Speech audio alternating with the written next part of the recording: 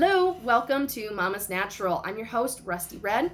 This is my third video in my introductory series, and I'm going to tell a little bit about my labor and delivery experience with our son Asher. The previous video, I had talked about what my pregnancy was like with him. So when we found out that we were pregnant, we went back and forth a little bit on whether we wanted to do a hospital birth or a home birth. And in the end, I just didn't feel comfortable enough. There's just too many people that tell you how awful home births are and how people die and their babies die. And so there's a lot of scare and hype going on about how bad they are. So I kind of fell victim to the traditional scare tactics, and I decided to do a hospital birth.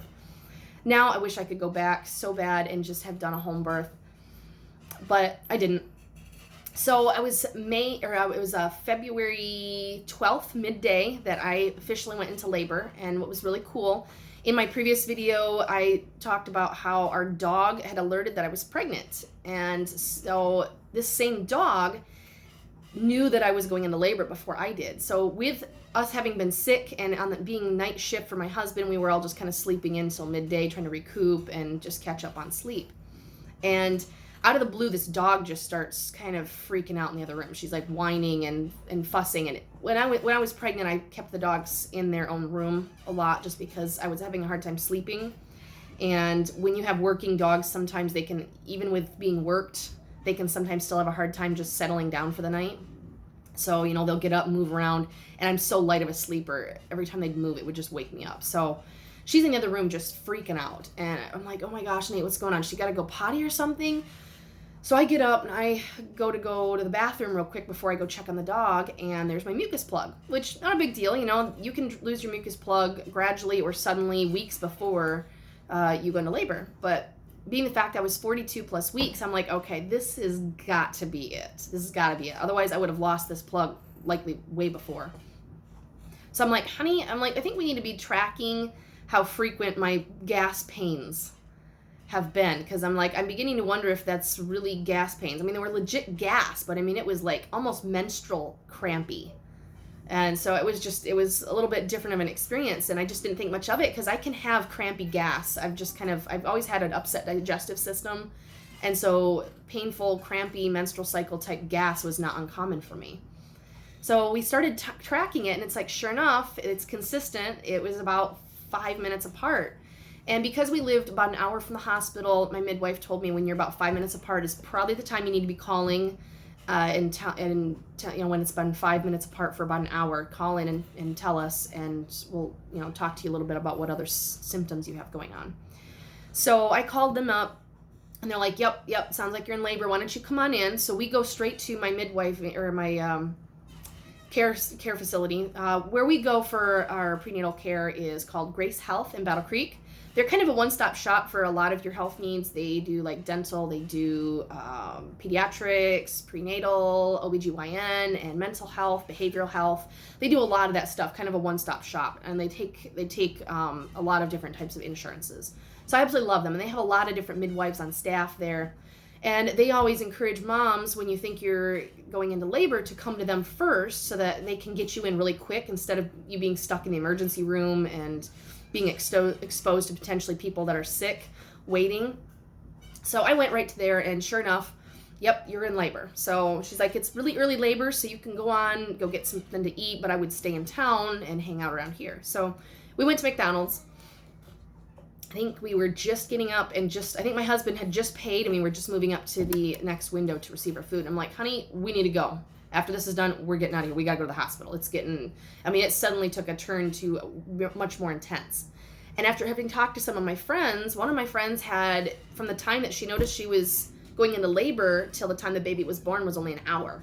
And she said it just progressed so fast. So I'm like, oh my gosh, I hope I don't give birth in this car. We got to go. So we got our food, and as we're driving to the hospital, I'm horking down my fries because I hadn't eaten anything for breakfast. And I'm like, this is going to be a long time, maybe. So I'm working down my fries. We get there, get me checked in, and I love their labor and delivery unit because it's kind of a rectangle shape floor, and around the outside you walk through a hallway, and there's like a rectangle walking way, and you can just kind of walk around. And on the outside edges is all the rooms, and in the middle of the walkway is where all the nurses are and midwives are all staffed at. So it's kind of perfect because once you go through the main doors onto the labor and delivery floor, you're kind of locked into there. They put a band on your wrist and just for safety and whatnot. But they're like, we've got this walking area. Just feel free to walk. They got railings everywhere. Midwives are stationed throughout the area, or nurses. So if you are thinking that you're going to pass out or something, you just, there's buzzers. I think there was buzzers all over where you could call for help. It was really well set up for a mom for whatever they're dealing with. So when my parents got there, I was walking around just kind of trying to breathe through the contractions, and they were getting pretty intense. And I ended up throwing up on the floor. It was rather embarrassing, as the person that ended up cleaning up is somebody that I knew from school, the same high school that I went to. So I was a little embarrassed, but it worked out. Love you, Carmen. Thank you. So it was a little bit embarrassing, but when you're in the mode of laboring, just the stuff that normally would be mortifying to you is just not as big of a deal because you're just doing your thing here. You got something more important going on right now. So we went into my room where they had us at. And I ended up caving and getting the epidural. It was not more painful than I expected. I was more stressed and reserved than I realized that I was. And so when you are stressed and reserved and you haven't just let go of everything,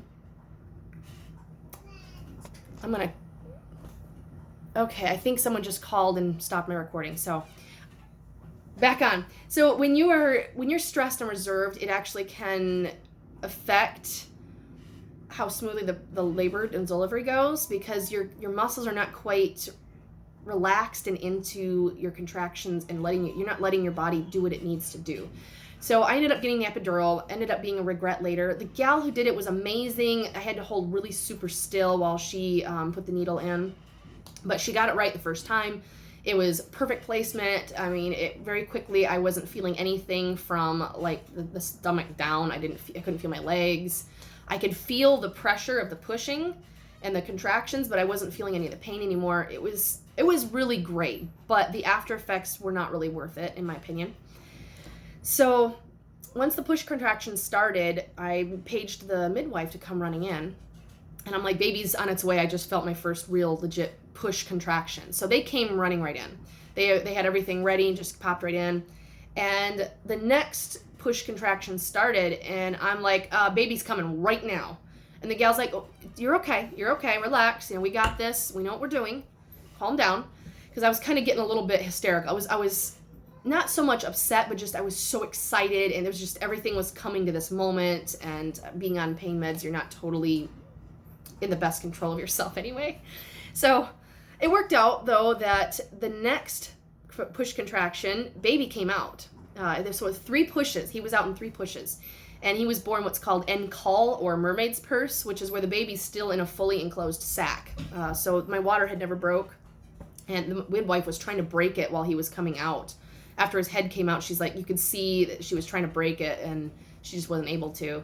And then he kind of came out, and then she was able to break the water, and there was this screaming, thrashing baby at 1:45 in the morning, and he weighed, 6 pounds, 2 ounces, and was 20.5 inches long.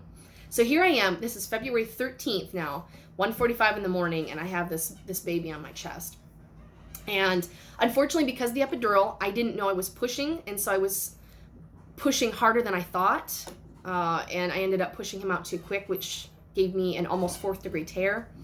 I just remember the very, very first thing after baby went to my chest, I just remember the midwife kind of looking around, and she's like, we need to get Dr. Collins in here stat.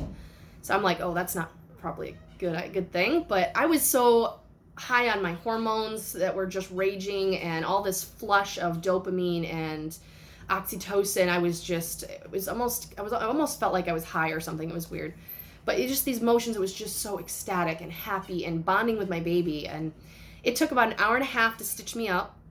And the whole time, we later found out Dr. Collins was kind of debating whether to send me off to surgery and give me a blood transfusion or not, because it was just borderline. The tear ended up really deep into the tissue. It was almost into the rectal cavity.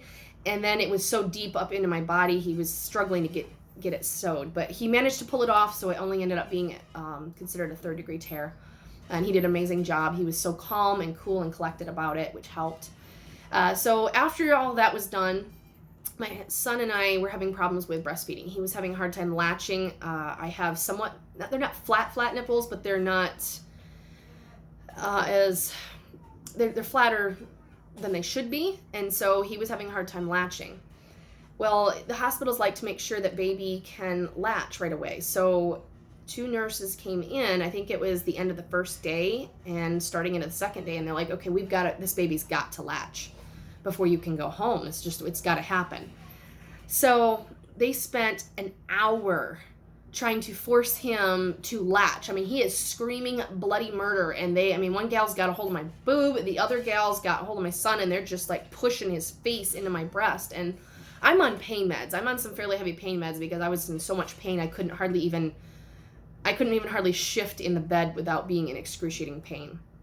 So I'm not totally able to stand up for my son the way I wish I could go back and have done. My gut said something, this was just not right. But anyway, so an hour later, they had traumatized him so bad that he didn't even hardly want to lay on my chest. If my boob was anywhere near his face, he would just go hysterical. So I had to have him up high on my chest from then out, and it took weeks of me working with him before I could get him anywhere near my breast again without some sort of a device in between. It ended up being that the next, like a few hours later, another midwife came in, and she's like, so we need to try to get him to breastfeed. And I was like, no. I'm like, after what happened, I explained what happened. I'm like, I don't want to do that again. We're not going through that again. She's like, oh, I'm not going to do that. She's like, it's up to you. But she's like, I have a trick that I think will work to help him. So I'm like, okay, well, what's that? She's like, we've got this thing. It's called a nipple shield. And it's a silicone nipple, basically, that suction cups over your breast and allows baby to get milk right off of you. And I'm like, well, the other midwives already tried that and it didn't work. She's like, I think I've got a little trick that might help him to figure it out quicker, though. So there, in this nipple shield, there's a little air pocket at the very end between your nipple and the end of it. And so she injected a little bit of my milk that we had expressed into the end of there. And that allowed him to be able to find out that, hey, there's milk there and I can get to it relatively easy. And he kind of wanted to fuss and cry at first because he was near my boob, but the gal was amazing and finally got him to latch onto this thing. And it was weeks later of still having to inject milk in the end to get him, because he wouldn't make a suction or a latch. I'm not sure if he had tongue tie or lip tie. They checked and didn't find anything, but there was problems with his breastfeeding journey. It took about 4 months before we were able to completely throw away that nipple shield, which was a really exciting moment, by the way, just to like throw that thing. I appreciate that it was there when we had it, but it was the most pain in the butt thing I've ever had to deal with. Trying to get a child to latch and hold that thing on while you're in public and holding shirts and trying to hold blankets, and it was a bit of a nightmare. But anyway, after 4 months, I was able to work with him and train him to latch to my breast naturally on his own, and it was amazing. After that, our breastfeeding journey was just amazing, and I was able to continue breastfeeding up to 18 months, at which point I dried up because I was pregnant already with our second child. So it was all in all, it was an amazing experience. Oh, and Bronson Hospital, which is where I gave birth, one of the amazing things about them is they have donor milk on donor milk bank there. So because our son did have some high bilirubin, they wanted to flush that out, and I was only producing colostrum, which is fine, but they wanted to get him eating more than just my colostrum to try to flush the bilirubin out. So I had the option of opting for donor milk for that, which was amazing. So that is my delivery experience with my son. So stay tuned. The next video, we're going to get into my pregnancy experience with our daughter. Like, subscribe, and in the comments below, please share with me what your first labor and delivery was like. Was it what you expected? Did you have complications? Share below. Talk to you in the next video.